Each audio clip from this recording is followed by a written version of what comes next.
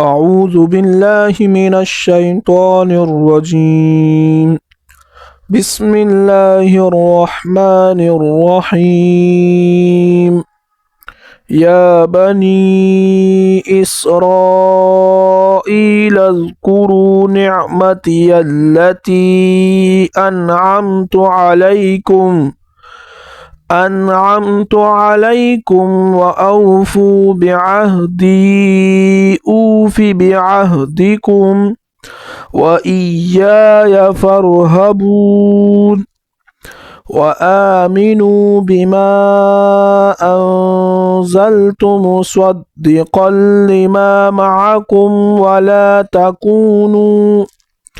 ولا تكونوا أول كافر به ولا تشتروا بآياتي ثمنا قليلا وإياي فاتقون.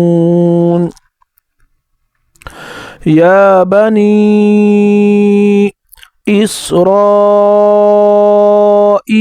اذكروا نعمتي التي أنعمت عليكم وأوفوا بعهدي أوف بعهدكم وإياي فارهبون.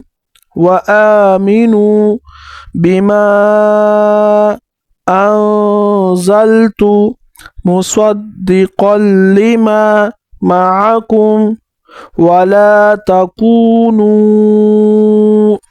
أول كافر به ولا تشتروا بآياتي ثمنا قليلا وإياي فاتقون.